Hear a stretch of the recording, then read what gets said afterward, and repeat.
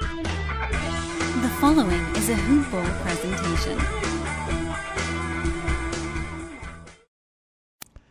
Hello and welcome to the box score breakdown for Thursday, October 25th, 2018. I am Neil Rochlani, and we have a special guest host with us today, Erik live from the Philippines. I don't think Adrian's wife killed him yesterday, but I don't know what's going on. Unfortunately, couldn't make it tonight, but we are blessed to have Erik.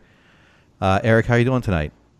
Or it's today. Hey. It's today, isn't it? Well, correct. It's daytime where I'm at, and I know it's evening where you're at. So tonight is fine. I'm used to all of these mixed time zones. I know the games are happening at night over there in the U.S., but that's okay. First of all, I'm glad to be on. I'm doing all right. Been a bit busy, but I'm glad to take this time out to talk about the NBA and fantasy basketball. How are you doing? I'm doing great. I always enjoy talking to you. I look at you as I came into Hoop Ball March of this year, and you had already been very established. And I remember the first time I talked to you was on, I think, we did a late night show together, and I was so intimidated at first. So now I'm less. So I'm actually competing against you in a league, and it's been so much fun. So thanks for coming on. We'll get to the box scores here in a minute. First, let's go over some news and notes from the day. Erik, do you want to talk us through a few things you've been following? Well, yeah. Okay.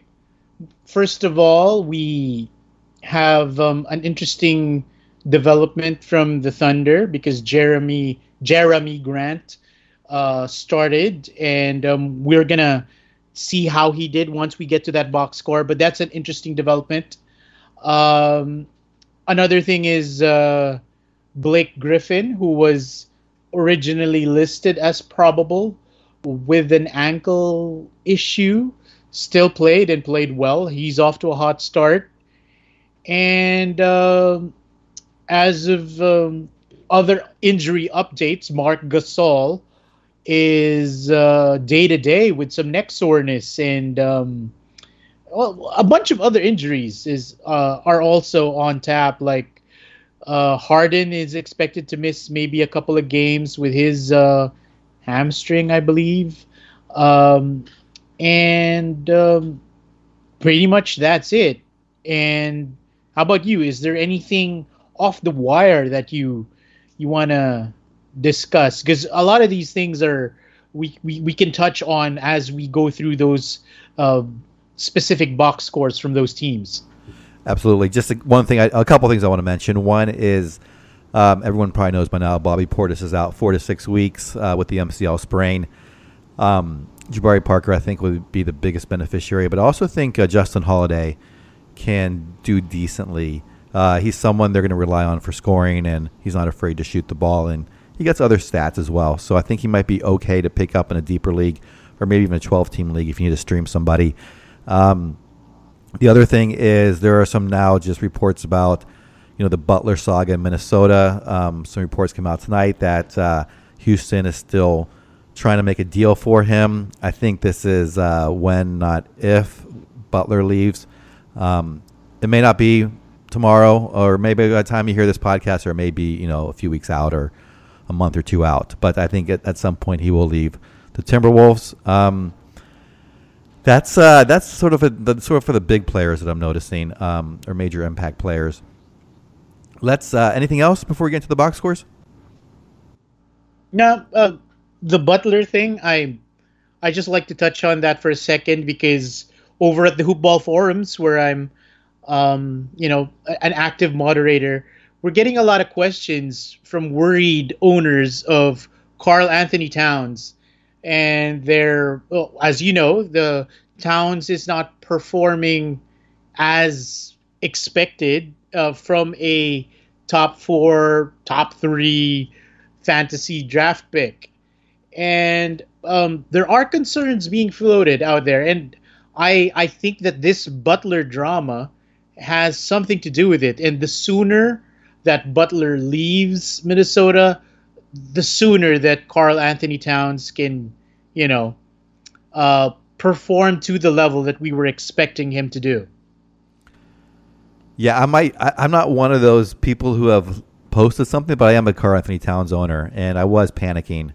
I wasn't going to do anything on it. I know it's better not to sell low on a player, but I was nervous. I drafted him with the expectation that Butler would be gone by the beginning of the season. I was wrong about that. But yeah, I think it's going to be eventually just fine once those two separate. All right, let's move on to the first game of the night. Cleveland at Detroit. Detroit wins at 110-103. Looking at the Cleveland side, Cedi Osman, who's been a fine pickup this year, did struggle tonight, though. Just 1 of 8 shooting with 3 points, 6 rebounds, 3 assists, 3-pointer and a steal. Channing Frye got the start in place of Kevin Love. I guess that's another injury we probably should have mentioned. He was out tonight with some left foot soreness. I don't think it's anything serious, though. Maybe just a rest night.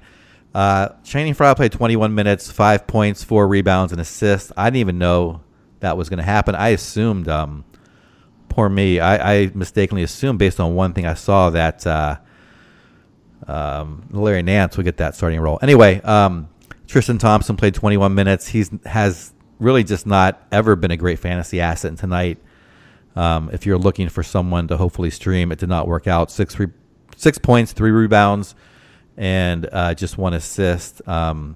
And not a great line. Rodney Hood, 10-3-1 on 30 minutes. George Hill, at least he got some points tonight. 15 points, 3 rebounds, 3 of 3 from the line, and 2 steals. Larry Nance off the bench may have had the best fantasy line of the night for this team. 11, 6, and 5. 5 of 8 shooting, 3 steals. And Colin Sexton got to see some minutes. Got 14 points and 5 assists. I think down the road he's going to be someone to pick up. I wanted to get your thoughts on him, Erik, along with anyone else on this Cavs that you think might be interesting.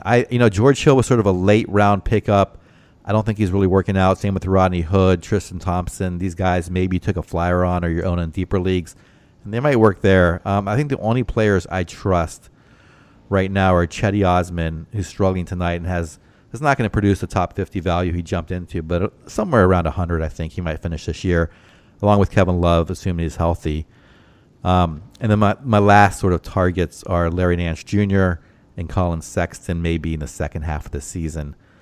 Any thoughts from this box score for this team in general? Well, since you brought up Sexton, and coming into this podcast, I took a quick look at the box score, saw Sexton's performance, and quickly pulled up his league availability. In the 8 leagues I have on my primary Yahoo account, I do have 2 just to accommodate more leagues, and he is available in 0 of them. Oh, wow. So okay. Sexton being picked up somewhere down the road, I don't think applies. He's probably owned, well, at least in the leagues I'm in, he's owned everywhere. People are stashing him as early as now. Obviously, 14, 5, and 2 steals is okay for a late round kind of guy, but they're expecting big things. As you said, you see that too with George Hill not being at all great. It's a matter of time till Tyronn Lue unleashes Sexton, and I think it's just a matter of the coach finding the right timing to let Sexton transition into that role. Compared to, let's say, a Trae Young, who was just given the keys to the team from the get-go, Sexton is going to be eased a little bit slower than that. But that doesn't mean Sexton is not going to be performing to a reasonably good level for fantasy. You're in some very competitive leagues if he's taken everywhere. I think in the leagues I guess the one league we're overlapped in, he's taken. My other leagues, I'll have to see. I don't believe he's off the board. I'm in some more shallow leagues, so just 12-team leagues. Are you in? Do you tend to be in deeper leagues, 14, or are these 12-team leagues too? I have every. I have 12, 14, 16, 18, and 20. So. Oh boy. Yes, I have the full spectrum. Anything else on Cleveland? Are you worried at all about Kevin Love? Okay, here's my take on Kevin Love. Now, at this point, is the time to buy. He's, pretty low relative to his ADP. I don't think he's going to be this bad. I think he's going to come up with a string of great games for several weeks later on mid-season.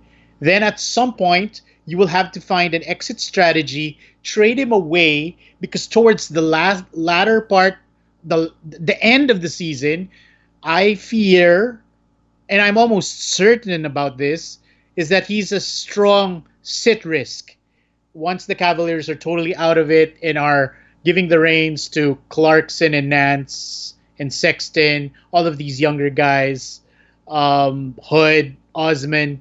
That's who you're gonna see. And at some point, we might see Kevin Love not play for the fantasy playoffs, for example. So there will be a window of time where Kevin Love will be great, will be solid. He's actually kind of buy low right now, but at some point you will have to exit that investment. Yeah, it's tough to really prepare. I mean, to plan on when that seeding is going to occur. The fantasy playoffs that I'm in tend to end by the end of March, so we don't have to worry about April where it gets really silly. But you're right; it could start even sooner than that last week of the month. So yeah, that's a tough one to navigate. What about Chetty Osman? I think he was going to finish around 100 this year, just as a ballpark. What do you think? I'm with you on that, Neil. I think that's where he's going to average out. He started off strong, but towards the end of last year, he had some issues with shooting efficiency, and those things are going to average out. His strong start will, come to a point where he's going to have games like this one, 3 points, 6 boards, 3 assists, which is not really something that I'd like to see in my 12-team roster, for example. So top 100 is kind of fair. That's pretty much spot on where I see him. Yeah, I mean, just on the off chance someone does get frustrated with him and drops him in your league, I think he's worth a pickup for sure in a 12-team league. I'm going to head over to Detroit side now, unless you have any final thoughts on Cleveland. Let's go Detroit. Okay. Blake Griffin with another strong game, 26 points, 10 rebounds, 3 assists. He's been shooting lights out. 9 of 13 from the field, 4 of 5 from the free throw line, 4 3-pointers, 4 of 5 from three-point land, a steal and a block. He has been performing way above what I expected. Stanley Johnson continues to disappoint, both reality and fantasy. Andre Drummond, 26 and 22 on 11 of 17 shooting, 4 of 6 from the line. He's been decent at the line this year, which is showing us his dedication to that, and he's getting better. Did have 5 turnovers and a steal.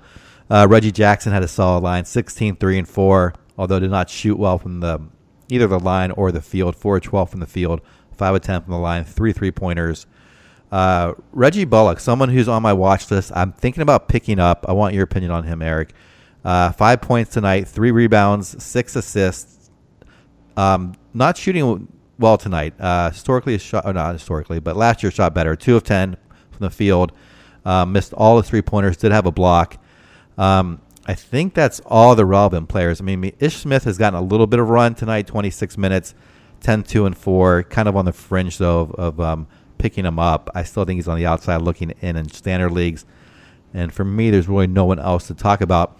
If I have one player, and I'm looking to get a shooting guard, I think Bullock might fit that bill. I'm a little worried about his percentages now. Want your thoughts on that, and then anything else you see from this Detroit team. Okay, let's start off with that Bullock question you have. To put it in perspective, I think I can best frame it in a recent trade that I've seen in one of my leagues. Somebody swapped Reggie Bullock for Jay Crowder. I mean, 2018-19, Jay Crowder is actually pretty good, if you think about it. And that's where both managers saw a quote-unquote fair-ish, even exchange. Crowder obviously is coming off the bench, Bullock's starter, but Crowder's been playing better. The problem with Bullock is that he does not contribute enough peripheral categories. He's more of a three-point shooting specialist. But the one advantage he did, keep with him last season was that he was pretty decent from the field, something like 47, 48% from the field. Obviously, that wasn't the case in this game. I think he's obviously going to shoot better than 20% on most nights. But I don't think he might. We might see a bit of a regression as far as overall accuracy is concerned. He might slip to 46, 45% from the field, which is, to me, something still acceptable, because that kind of field goal percentage is something you'd look at from, say, a JJ Redick, for example, who's, a 2 threes, doesn't really hurt you in percentages kind of guy.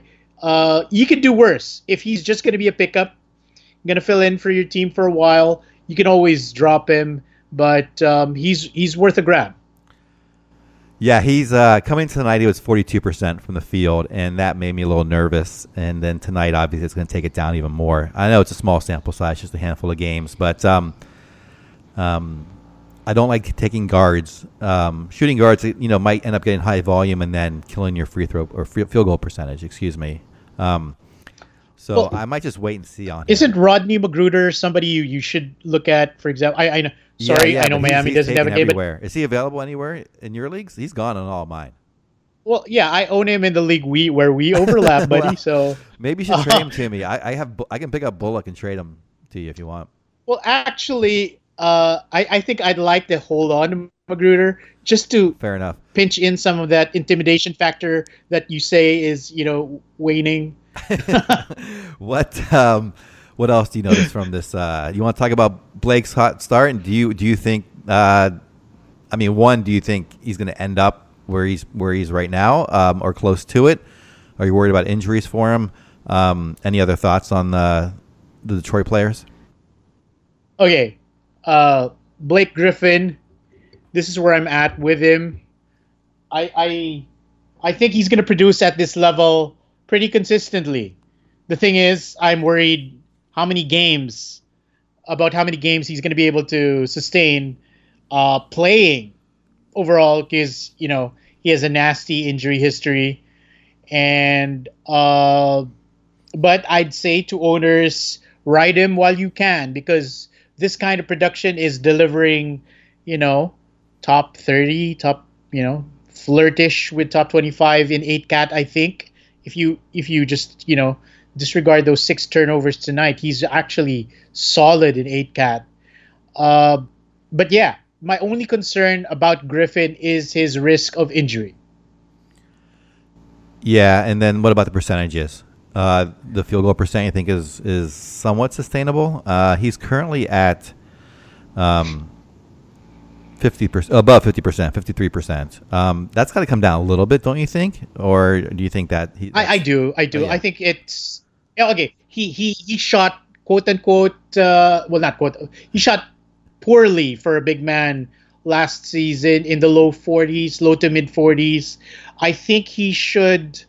The dip we're gonna see from this 50s should even out at maybe 47 point something to 48, because of the sheer volume that he takes from the outside. Obviously, with that being accurate shot. Okay. Yeah, I'm kind of a sell high on Griffin right now. I think that's going to regress a little bit. Let's see. How about any thoughts on Drummond or Jackson or anyone else on the Pistons team? Whew. Okay. Drummond, I think is going to take a step back from last season because of the dip in assists. One thing that boosted his end of season value was the residual high assists he was getting prior to the Blake Griffin trade. Now that Blake Griffin is fully integrated into this Pistons offense, we're going to see a drastic drop in Drummond's assists. Take, for example, this game, Drummond didn't even make a single assist. That's going to be disappointing. But I do believe his free throws are going to be there as far as the steady work he's put in, as you said, and I think those are paying off. I've been off the Reggie Jackson Kool-Aid for at least 4 seasons now, and I've not touched him with a 10-foot pole. Don't intend to. He just doesn't do enough to offset awful shooting nights like this one for me to really be interested in him in fantasy. Yeah, it's also tough to have a point guard who doesn't really steal the ball. And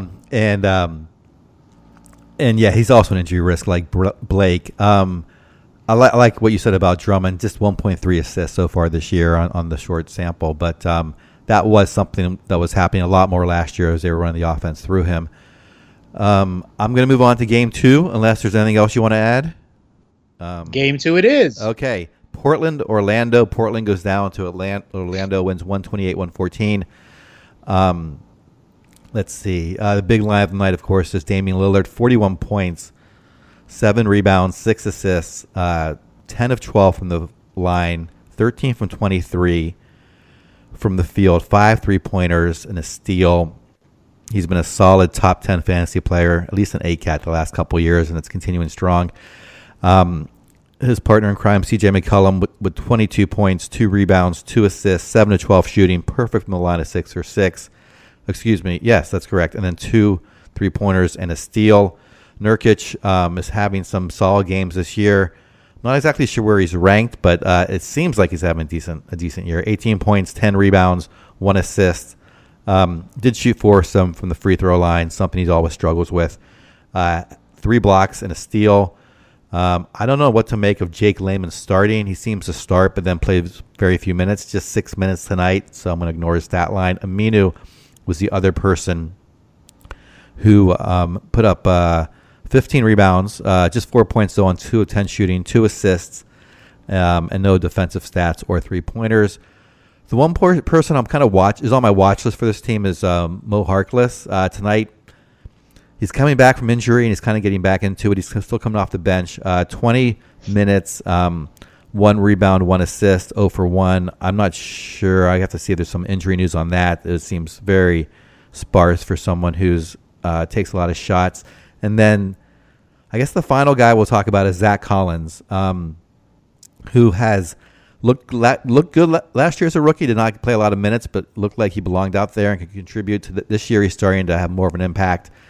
In just 18 minutes tonight, he had 17 points, 6 rebounds, 2 assists, perfect from the field, 7 of 7, perfect from the line, 1 of 1, 2 3-pointers, 2 steals, and a block.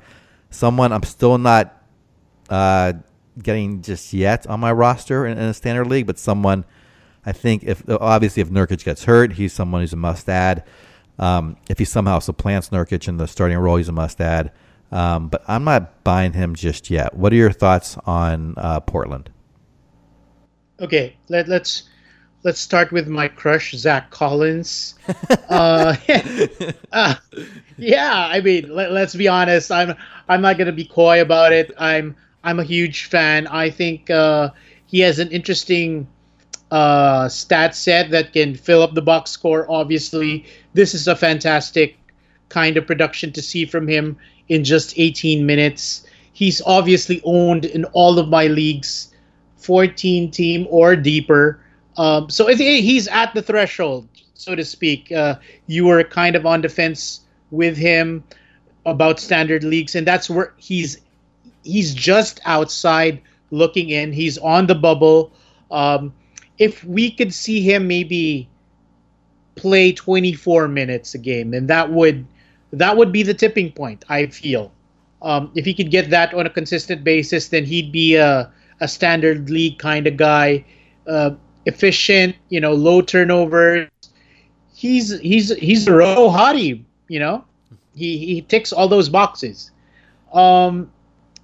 Harkless, I don't know. I've been burned. The guy broke my heart too many times. I'm not trusting him just yet. Clearly, I think this situation that we're seeing right now is a matter of him not being 100% healthy, and that being the case, people should stay away from him. I don't think he's a strong stash because of his relatively low ceiling. But once he's healthy, he can establish a decent floor. Now, where that floor fits in, I think would be more suited for maybe 14, 16. I don't think he's going to crack standard league value this season, though. With the emergence of, with Seth Curry coming in, with Lillard playing this fantastic, and Zach Collins emerging as a potential offensive threat off the bench. Oh yeah, and also Stauskas is having a nice little role carving up there in Portland. He's starting to. Yeah, him too. Yeah, for sure. Show some signs of life. So, okay, and just to fill it out, Aminu, is he someone you're going to add at all in 14 or even 12-team leagues?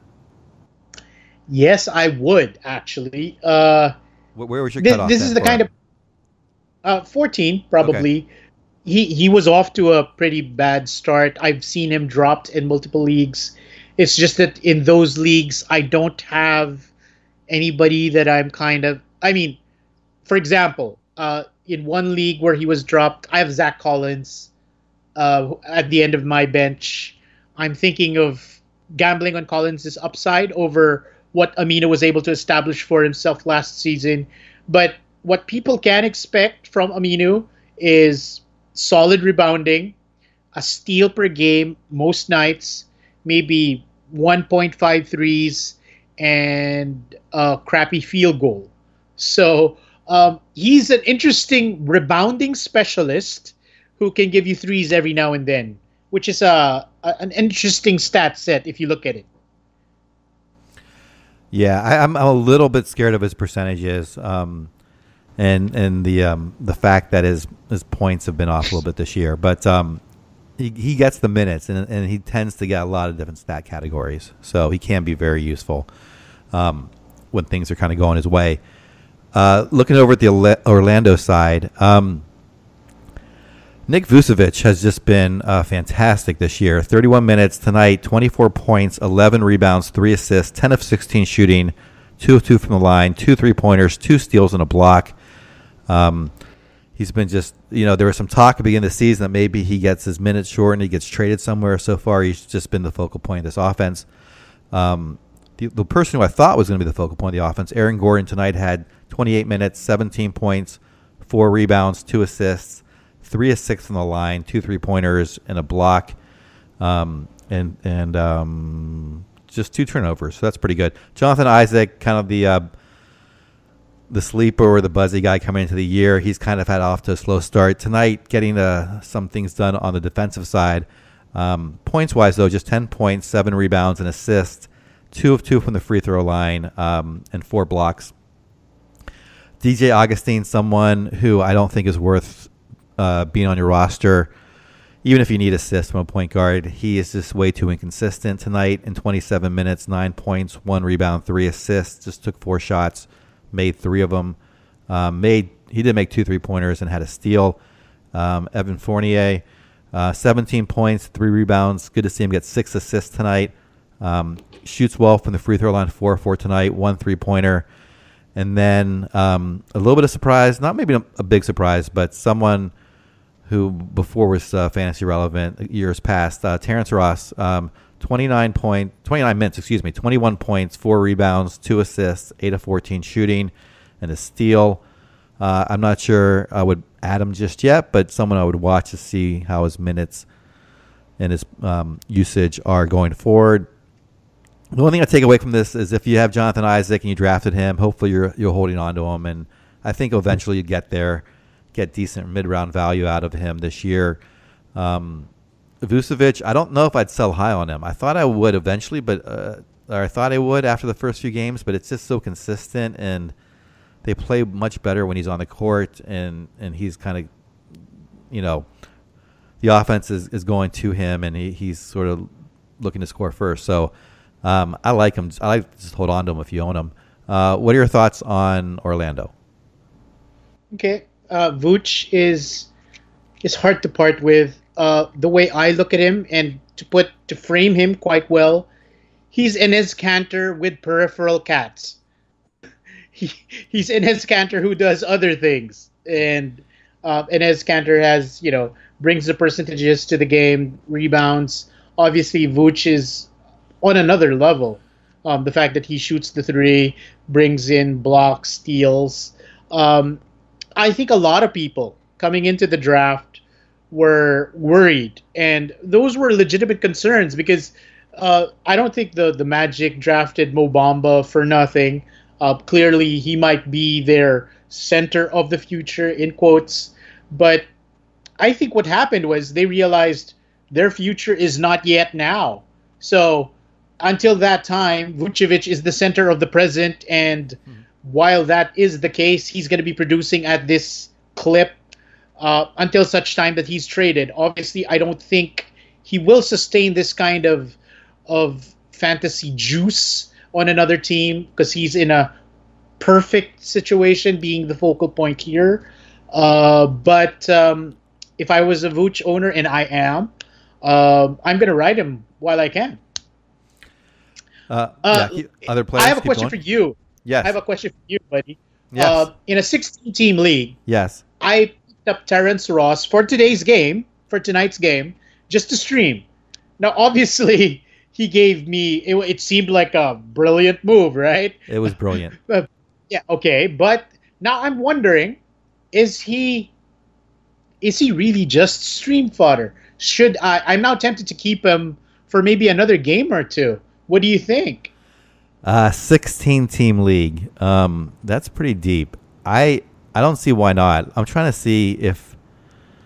Did you watch the game? Were you able to see it?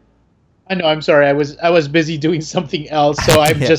I'm just staring at stats right now. But prior to this, he's been so 29-19, 29-19. These are the minutes, and so that's my primary driver. I think for a 16-team league, that's serviceable for a guy who's going to take a fair amount of shots, and can knock them down. I would hold on to him. Let's see what happens. All right.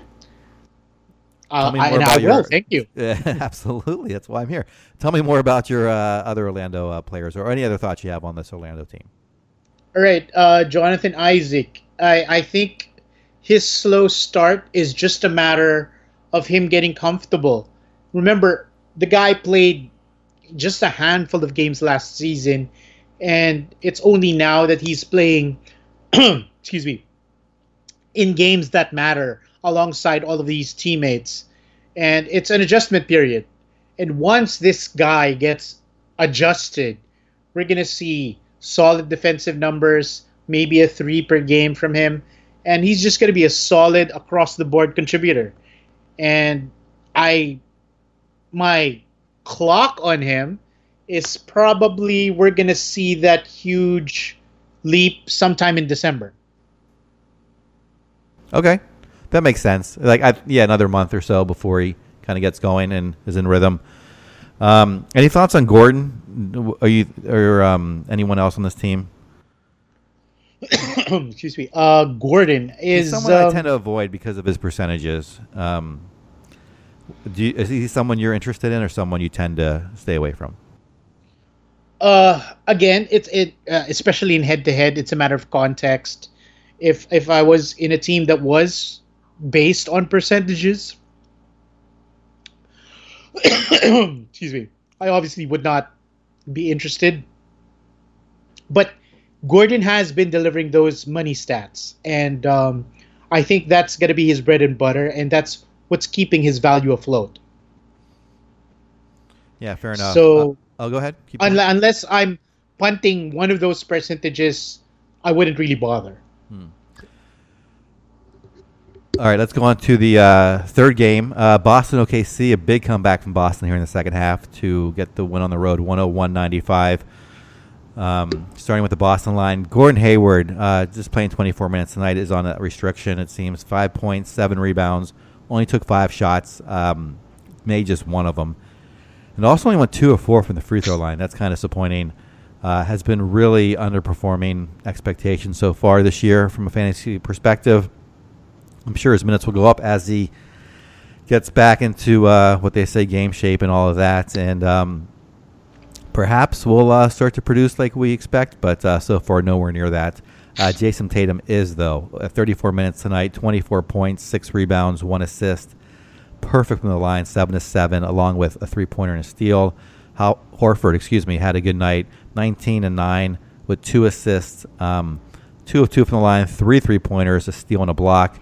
Jaylen Brown, a very good NBA player, unfortunately, though, doesn't really do much in the fantasy world. 6 points, 3 rebounds, 2 assists on 1 of 8 shooting. Struggle from there, and a steal. And then Kyrie had a decent line, but for someone who you draft in the second round has been struggling a bit. 15 points, 5 rebounds, 5 assists, and just 1 of 4 from the line. Very unusual for him.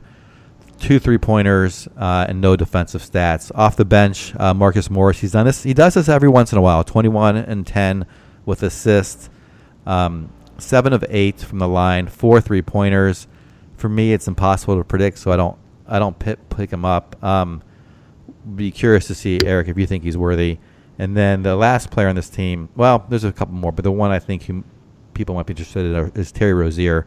25 points, 4 rebounds, 3 assists, 4 points, 3 rebounds, 4 assists, and 4 steals.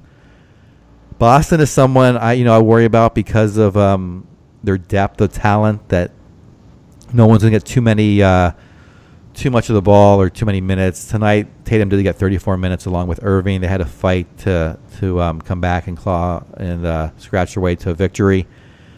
What are your thoughts on this Boston team? Anything you're changing because of what you see tonight or in the last couple games? Okay, Hayward is really a concern, and I think people who own him and are worried are valid, in their concern, because he's just not right. He's not the Utah Hayward that we were hoping to see this season. He's still recovering and getting back into game shape, as you said. It's going to take a while. Same thing with Kyrie Irving. I think that he will average up better. Jason Tatum is just a fantastic player and a fantastic fantasy asset. He's just gold. He hits all the right boxes with those good shooting numbers and peripheral categories. So he's good there. Brown is somebody who kind of raised an eyebrow for me because I actually saw him dropped in a 16-team league. And I looked at his numbers and I go, oh, okay, no wonder. But then he was dropped in a 20-team league. I go, what the hell? Is it that bad? I go, no, it's not that bad. But I looked at my bench, and the worst guy on my roster in that 20-team league was still better than Jaylen Brown. So I obviously didn't pick him up. So that says a lot. Maybe I drafted pretty well, but Jaylen Brown is sadly just a deep league guy. I don't think he's ever going to crack 12-team value. Rozier, obviously a steals guy. He's going to get the steals, but as long as Kyrie Irving's healthy, we're not going to see any viable production from Rozier other than him being a steal specialist. Now, Morris, and I'm with you on this, Neil. He does tend to do this. This is a kind of erratic fantasy explosion from him. He will easily fall off, but on average, he will round out to be somebody I'd keep in a 16-team league or deeper. But because of his production volatility, I wouldn't want to count on him in my standard leagues for sure. And what about Irving? Do you think he's going to return second-round value, or do you think he's going to fall off a little bit this year?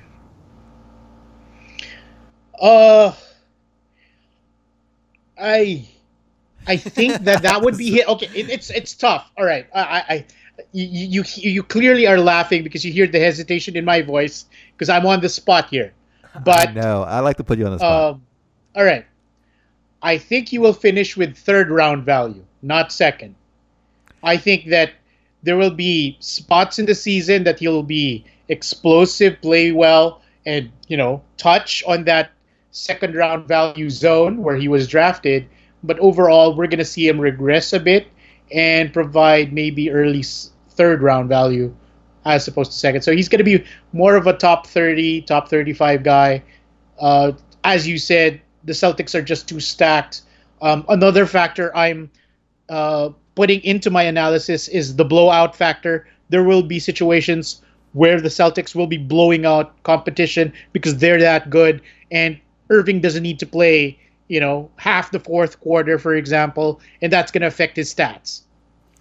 Yeah, that's fair too. And I think for me, it's also Rozier is just proving that he belongs on the court, right? And so, if they don't want to, if they're up comfortably, or even if it's not a blowout, if they're up comfortably, they might let Terry play a few more minutes. So I do agree with you there. I don't think he's going to return second round value. Maybe third. I think that seems fair. Let's go over to Oklahoma City side. Tough loss for them. They are now 0-4. Westbrook, 32 minutes, 13 points, 15 rebounds, 8 assists. Horrible night shooting. 5 of 20 from the field, 3 of 5 from the free throw line, and turned it over 5 times. No defensive stats. Paul George played 36 minutes, 22 points, 8 rebounds, 1 assist. Again, he's a high volume guy who doesn't shoot well, unfortunately. 7 of 22 from the field, 6 of 8 from the line. Usually that's much better. 2 3-pointers, a steal.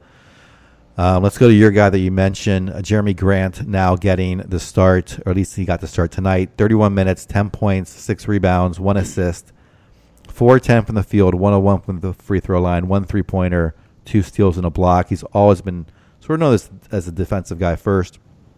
Did put up 10 points, did get up 10 shots. Steven Adams, 12 points, 6 rebounds, 2 assists, 2 of 6 from the line. That's kind of his Achilles heel, and just a block. Someone I was avoiding this year because I was just worried about his blocks coming down, and that was sort of his big contribution, along with that free throw percentage. Just you can't trust it. And then starting alongside them, Terrence Ferguson, who unfortunately doesn't really play that many minutes, just 14 minutes. And then when the one guy off the bench, Dennis Schroeder, tonight, 24 minutes, 10 points, 3 rebounds, 6 assists. Did have a 3-pointer. It did have a steal. I guess sort of a low-end, maybe a low-end 12-teamer. I don't know, right on the fringe. He might be, I don't know if he's on the outside looking in or the inside looking out, but he's definitely nothing about a must-own. What are your thoughts on the Oklahoma City Thunder? Okay. I've been waiting to talk about Jeremy Grant. We know what we're going to get out of Westbrook, Paul George, Adams, etc. Grant is somebody who's kind of interesting because, just a question, how long have you been playing fantasy basketball, Neil? 5 years? 5 years. Okay, 6 years? fine. Something like that. Oh, yeah. But you've been following the NBA for much longer than that, right? 7 years? No, yeah, much longer. I'm just kidding. All right. So, I'm going to be, I guess, hyperbolic about it, but 2 words come to mind when I'm picturing the upside of Jeremy Grant, and that's Rasheed Wallace. I think we're going to see somebody who's able to give you 6 rebounds per game, 10 to 12 points per game, but a steal, a 3, and a block per game that you can pretty much count on with just 1 turnover and change per game. That's what I'm seeing. Obviously, field goal is not going to be great, similar to Sheed, but that he's going to be a solid roto guy in the sense that he gives you 1 of each of those, money counters, these popcorn stats, however you want to call them. But these 31 minutes that he got is very encouraging. I think that it was just a matter of time that the Thunder see how much better he is over Patterson. Patterson had the edge based on his quote-unquote better ability to stretch the floor, but Grant is clearly head and shoulders the better defender. And I think at this point, now that Westbrook is here, they're going to need Grant to help out Paul George and Adams take care of things on the defensive end. And I think Grant is worthy of a speculative ad already for 12-team and is already must-own 14-team or deeper. Woo! Yeah, he's someone who I thought about taking late in my drafts, and now I'm starting to watch again. That's an interesting comparison. I I don't know yet on Jeremy Grant. I worry about all the oxygen being sucked up by Westbrook, Adams, and George, that he doesn't get enough, and even the rebounds. We'll see. I think you're right that he's a much better player than Patterson, and he should be starting if they're going with their best 5 players. So I guess watch and see from me. I'm not a believer yet, but I'm willing to admit that I might be wrong on that. Anything else from Oklahoma City? Just want to point out, because he's somebody whose stock was, pretty much picked up in deeper leagues, and that's Nerlens Noel. 7 points, 4 boards, 1 block. I've seen him dropped in my 20-team league, which is a sad state of affairs regarding his fantasy situation. He's a drop guy right now. The fact that he's playing 90% of his minutes behind, I think 100% of his minutes behind Steven Adams, really hurts his opportunities. And as long as that's the situation, Noel is not going to be unleashed. Yeah, he seems to be buried there, unfortunately. Well, or maybe fortunately. What about one guy that's got a little bit of buzz tonight is, I'm not going to try his first name, but Diallo. And are you familiar with his game at all? Have you been watching him, watching his stat line, watching him play? Any thoughts on him? I don't mean to put you on the spot, but he did have 3 blocks tonight in 20 minutes, 6 points, 5 rebounds. Some of NBA Twitter is talking about his at least real life talent. Not much talk on fantasy yet, but usually when the real life talent is there, the fantasy stats follow. You have any thoughts on this guy? Okay, he was very interesting, especially during the preseason. In my leagues where we drafted pretty early, he was added and dropped throughout the course of the preseason because he actually had a good showing. And I think he is better than Ferguson. Now, probably even better than Abrines. But the fact that there will be times that Schroeder and Westbrook will be sharing the floor limits the ceiling, for Diallo. But that said, all those extra minutes off the bench would be given to Diallo for that shooting guard role. And as we see, Ferguson played 14, Diallo with 20, and the fact that he's a solid defender okay. In the end, what the Thunder are looking for, and one of these days they're going to realize it, are better defenders. Because at some point, Paul George, Adams, and Westbrook are quote unquote enough to defeat most of the non-elite NBA teams out there. But they're going to need good defenders to be able to contest these better NBA teams. And that's why Grant, maybe Diallo, they're going to come into play in those situations, and that's where they're going to have a chance to shine. Okay, yeah, I think you're right, though. It is kind of deep with that in the backcourt, and he may not get enough run and anything. What would you say, like 16, 20 team leagues maybe is where you might pick him up, but anything else than that, not worth it? Yeah. Okay. Yeah, exactly. I think he is watch list potential for now. I mean, he's the guy that you have to have your finger on that add button, but is not necessarily a guy I would consider stashing. Okay. Yeah, thanks for that. So we are through the 3 games that are completed. So I know you got to sign off, or we're going to sign off for now. Two things I wanted to mention about you before you signed off. First of all, can you tell everyone your Twitter account? Oh, yeah, sure. In case they want to hit you up. Okay. Sure. I love to chat about fantasy basketball. Glad to throw out some advice anytime. Just hit me up. Follow me. I'm at Fantasy Hoopla. That's HOOPLA.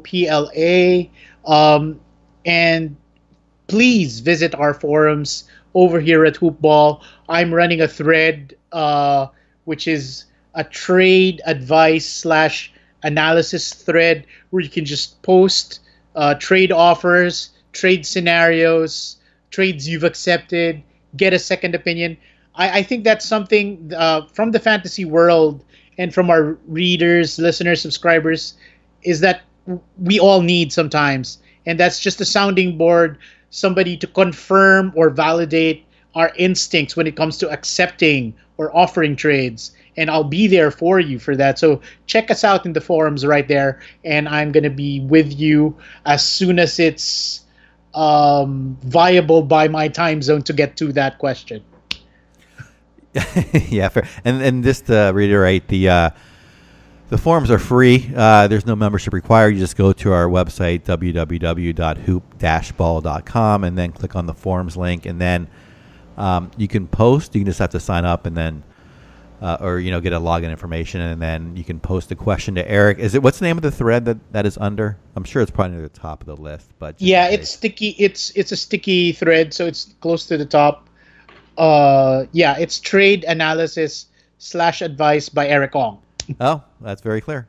All right, Erik, anything else? That was the second thing I was going to mention, so you took care of that for me. Anything else you want to mention before we sign off?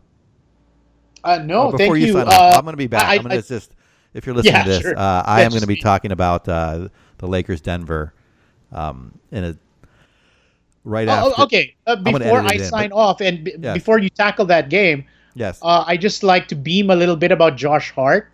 Okay. And the fact that he's now a starter. I saw this coming. I was actually reined in and warned about being too high about Hart with my projections and what I was sharing preseason. I knew that it was just a matter of time that he would leapfrog over KCP, Kentavious Caldwell-Pope, obviously. And he's just too good. And Walton cannot sit him. I mean, having him on the floor just makes the Lakers a better team. And if they don't want to go to 0-5 and have Kobe Bryant come in and rescue them, Josh Hart might be the key, for that. I know you're laughing. You probably saw that meme. But I'm wondering how many people were rooting for them to go 0-5 to get Kobe just to come back. And maybe Shaq would come in too. That would be great. Okay. But anyway, thank you again for having me. Hopefully we can do this again sometime. I always enjoy chatting with you about fantasy basketball, and this is just fun. Yeah, you're welcome anytime. And Erik's going to sign off, and then I'll be back on with the Denver Lakers game. Okay, the final game of the evening. The Lakers on a winning streak, 2 in a row. They beat Denver at home, 121-114. Big night all around for all the Lakers starters. Start off with LeBron. Actually, start with Denver, excuse me. Nikola Jokic, 33 minutes, 24 points, 10 rebounds, 9 of 18, 3 assists, 5 of 5 from the free throw line, a three-pointer, a steal, and a block. Did have 5 turnovers, though. And ended up, I believe, fouling out. Anyway, Jamal Murray, incredible performance. Very impressive player. 22 points, 10 rebounds, an assist. 1 3-pointer, a steal, and a block. Gary Harris, 13 points, 4 rebounds, 5 assists, and a 3-pointer, no defensive stats. Paul Millsap, someone who I thought was going to be a bounce back candidate this year, but so far just not delivering in the fantasy stat line. 6 points, 5 rebounds, 2 assists, and 2 blocks. Torrey Craig getting the starting role over the injured Will Barton. Only played 26 minutes and not do anything fantasy-wise, just 2 points and 3 rebounds. And Monty Morris. We were wondering who might emerge from the injury of Will Barton. Tonight, he sort of filled it up. 20 points, 3 rebounds, 6 assists, 6 of 9 shooting, 6 of 6 from the free throw line, 2 3-pointers, 4 steals. I don't think his points are going to be this high again. On only 9 shots to score 20 points. I think the 9 shots might be there again. Probably more, though, in the teens at best. he might be able to get a handful of rebounds, though, and assists combined. And he seems to be a good foul shooter. And he'll give you a 3 or 2 and maybe a steal. So he might be, and that's sort of, I think, the best case scenario. So if you want to take a speculative ad on him, if you have someone, if you're in 12-team or 14-team leagues and you've got just someone out there you don't really think is going to produce much value, maybe you pick him up and see if it works out for him. Don't start him just yet. Maybe give him another game or 2 to see how it works out. There's always a fine line between picking up a guy and waiting, and then by the time you know for sure it's too late. So if you'd like to play the ad drop game, he is one guy I would recommend at least doing that with. Trey Lyles, stay away from. Plumlee, Malik Beasley, Hernan Gomez, not much there either. On the Lakers side, LeBron James, 28 points, 11 rebounds, 11 assists, 10 of 17, won 7 attempts on the line, a 3-pointer, 3 steals, 2 turnovers. Kyle Kuzma took a lot of shots, 17, made 7 of them. Something I'm worried about. Once Ingram comes back, I think this role gets reduced again, and his shots is just not falling so far this year. Scored 20 points, 3 rebounds, 0 assists, a steal and 2 blocks. Very athletic. Does get those defensive stats, but the not usually the rebounds or the assists. JaVale McGee, someone who is just shut out of nowhere this year, or playing 32 minutes. I guess that's like the biggest surprise. I thought this guy was on restrictions for health reasons. I'm not sure about that. So with 32 minutes, he had 21 points, 9 rebounds, 2 assists, 10 for 17 on the line, or from the field, 1 from the free throw line, and had a single block. Certainly a must add if he's still out there in any size format of league. Lonzo Ball had a solid night, 12 points, 6 rebounds, 8 assists, 5 of 10 for the field, 2 3-pointers, 4 steals, and a block. I should say way more than a solid night. He had a fantastic night.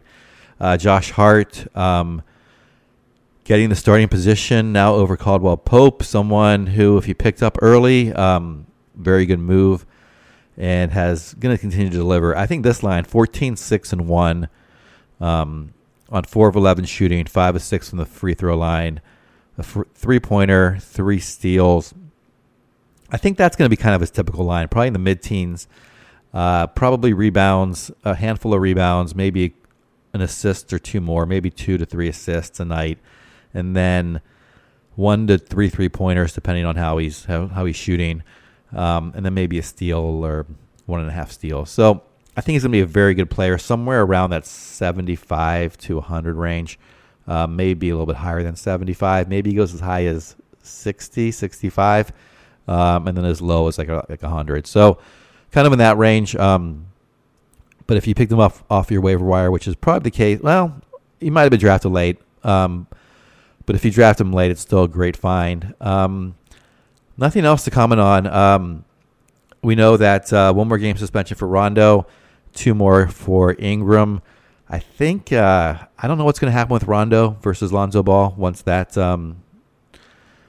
Rondo's eligible again. It may be a timeshare. It may be slightly more minutes for Rondo, maybe slightly more minutes for Lonzo. It may be something totally different depending on the game. So that one's going to be hard to figure out.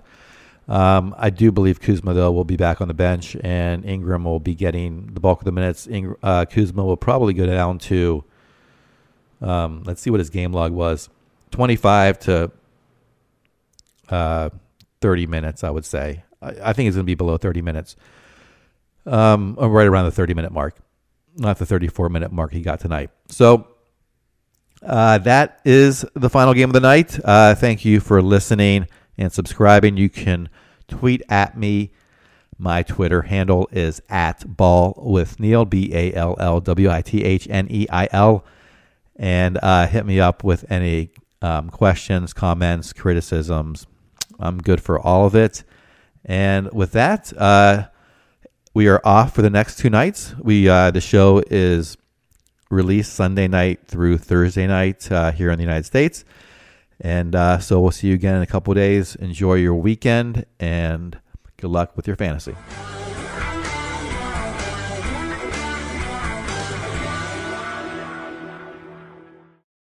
This has been a Hoop Ball presentation.